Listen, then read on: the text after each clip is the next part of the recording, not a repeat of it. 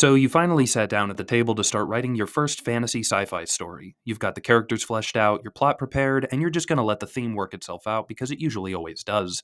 But then you realize that there's a gigantic mountain of imaginary worlds staring you in the face because you've never learned how to go about world building. Well, I've got some good news, and then I've got some more good news. Yes, world building is important for fantasy writing, but it's arguably the least important aspect of a good story. By keeping your focus on great characters and a great journey, your imaginary world should still turn out okay. But that being said, we're going to go over four-ish? Yeah, four-ish steps to making the best setting possible for your storytelling. And we're going to be using Kingdom of the Planet of the Apes to do this. Wow, that's a mouthful. First, let me give credit where it's due so I don't go to writer's hell, which is just a coffee shop with nothing but decaf. Brandon Sanderson's lectures on world building are great for getting started in writing, and I rewatched them to make sure I hit all the major points of world building. This video will help make the concepts of his lecture a little more tangible. So let's kick this sucker off with point number 1. Nothing says new and original like basing your concept off something that already exists. So, don't be afraid to get inspiration from worlds that you've seen in other stories. As Drake once rapped in a song that I don't remember, it's not about who did it first, it's about who did it best. And Steve Jobs once said, "Great artists steal," which is a quote he ironically stole from Picasso, who I think stole it from somebody else. And look, I get it. You're a writer, and your entire identity hinges on individuality and writing something unlike anything else the world has ever known.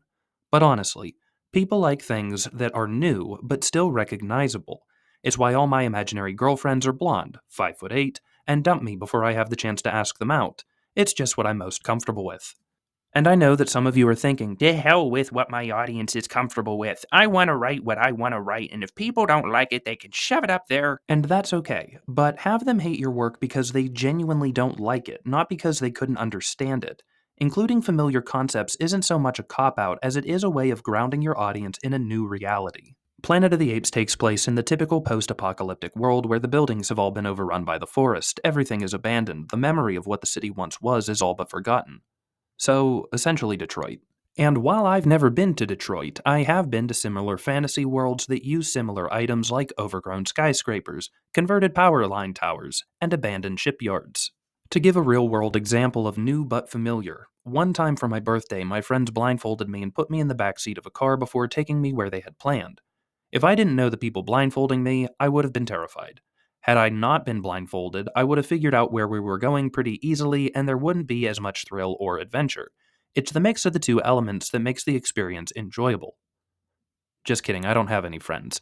Anyway, creating a world that is new and familiar doesn't just apply to the scenery. When Noah, Suna, and Anaya return to the village, the public structure is familiar to things I have seen in the past. I understand the basic concept of a tribe. I understand a character having a biological mother and father that also function as the leaders for the community. I understand the basic concept of tribe elders. And while I may not fully understand the nuances of their culture, their political system, or power dynamics, I'm also not completely in the dark. By including familiar elements in your new world, you ground your audience in a concrete idea before moving on to something more abstract and unfamiliar. That being said, just because something is unfamiliar to your audience doesn't mean you have to beat them over the head with details, which leads us into point number 2, which is that sometimes less is more. Whether it's late notices, bills, or please to quit calling your ex, some things are just best in small doses. One of the first things we see in Planet of the Apes is the overgrown cityscape. Now, I'm going to be honest with all of you, I haven't seen any of the new Planet of the Apes movies since the first one because I'm an uncultured piece of garbage, but that didn't affect my understanding of this world at all. I didn't need to know the history of this city to understand where the story was taking place. When we are shown Suna, Noah, and Anaya collecting bird eggs, I don't know why they are doing it, but I understand it is important to all three of them. When they return to the village, we see how the children react to the story of the eggs, how Noah interacts with his mother and father, how the elders react to Noah making the big climb, and this is where we get a better understanding of what we had just watched in the city. Without a lot of unnecessary details, the writers convey what the rite of passage is and how important the rite is to all members of the community. It's sort of like when you saw your grandpa in a suit instead of his normal tank top and tidy whities. You didn't know where he was going, but you intuitively knew it was important. Your goal as a writer is to convey the significance of your world's feature through characters' reactions to them, and try to be subtle. Make me realize things are important without me even knowing it, because then you can slip right into step number 3. Use your world to help initially define your character. So, with the Eagle Egg rite of passage, it wouldn't matter if our main hero wasn't actively involved in the rite, or if partaking in the rite didn't help define him as a character. Think about it this way: there's a party downtown. Everyone is there. Your college friends, that girl from work you want to talk to, the guy that owns the taco truck who doesn't make fun of you for getting the sissy salsa. And then suddenly, one of the band stages collapses and the singer gets a drumstick shoved halfway through his chest. It's time for you to bust out that first aid merit badge and save the day, finally getting the girl and free concert tickets. But you're at home. You didn't even know the party was going on. Instead, you're doing laundry while Craig in accounting saves the day. While the party sounded cool, it doesn't matter to your story because you did not experience it. For any part of world building to matter, it needs to affect your main character. In Planet of the Apes, not only is Noah actively undergoing the rite of passage, but his actions during the egg hunt show us the kind of character he is. He refuses to take the third egg because that breaks their rule of always leave one. He gives the second egg to Anaya because he is older, so not because Anaya deserves it more, but because Noah is willing to overlook his own wants for the wants of his brother. Finally, when confronted with the issue of not having an egg, Noah does not complain. He finds another nest, even though it is much more dangerous than just cutting his losses. We are shown a lot about Noah and his decision-making process by his reaction to pressure experienced during the rite of passage.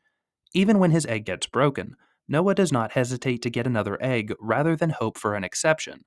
By the time Noah's tribe gets nabbed, we know the type of person he is, and what kind of decisions he will make once he is finally released into the rest of the story world. This can be thought of as grounding your character, or letting your audience see who their hero fundamentally is. We all learned this the hard way in kindergarten when you and all your buddies decided to clog the second floor toilets with finger paints, and when the principal called you all down to the office and Dylan cried like a stuck pig, you knew from then on out that Dylan couldn't be trusted. The lesson for you as a writer is to establish your Dylans. Let your audience know the type of person your character is early on. Because once your audience knows kinda where they are in your story world, and then you show them kinda who they will be following for the rest of the story, then you can go further into abstraction by using your familiar new world and hero to explore your story's theme, which is our fourth point. Have your world enhance a story's theme by having it test your hero's fundamental values on a larger scale. This is a souped up version of point number 3. Once we use the world to define our hero, we raise the stakes and use the world to challenge our hero. Before riding through the tunnel with Noah, we know he is brave, considerate, and has a strong moral compass. Now that he is out in the world, tasked with protecting May and saving his family, we get to see how these qualities hold up when he is confronted by the world's largest gorilla, fighting Proximus's ideology, dealing with dishonesty, and helping save an entire species he doesn't even know. This is muy importante because now, when the story plays with moral dilemmas, we aren't asking ourselves what is right or wrong. Instead, we look at our hero, what they have done in the past, and take an educated guess at what they will do next. These decisions might be right for the wrong reasons, wrong for the right reasons, or just plain right or wrong, but it keeps the focus on the character, while the theme plays out in the background. Noah must decide if humans are worth saving. Noah must decide if he should turn against his own kind. Noah has to decide if apes enslaving apes is anything worse than the possibility of humans enslaving apes again. Meanwhile, I just have to decide how I ate all my popcorn before the movie started, all while clapping my buttery hands together because monkey makes me smile. And that's okay, my hands are allowed to be buttery because if you do your job as a storyteller right, I shouldn't have to fight for dear life to hold onto your story world concept. World building, in general, comes down to making sure your audience understands what is going on in your world before you just dump a can of psychedelic crazy glitter on everything. Annoying as this is, it's not your audience's job to understand your story. It's your job to make sure they can follow along. As sci-fi fantasy writers, we have a lot of fun making up places. But places aren't stories. No, that's not point number 5. That's just something we need to remind ourselves. Your world enhances your story, not the other way around. If I wanted, could I take all the same concepts from Planet of the Apes, make the apes into mermaids, and have the same story happen in Atlantis? Probably. If you have a world you really want to tell a story in, you can normally figure out a way to jerry-rig it in there. It's really hard to screw up world building so long as you pay attention to it. keeping it consistent while also not allowing yourself to get carried away. So don't get overwhelmed by the scope or sparsity of your fantasy world. Add and subtract from it piece by piece. Polish it up as you go through your drafts. Subscribe to the channel, and then go write the best fantasy world possible. The end.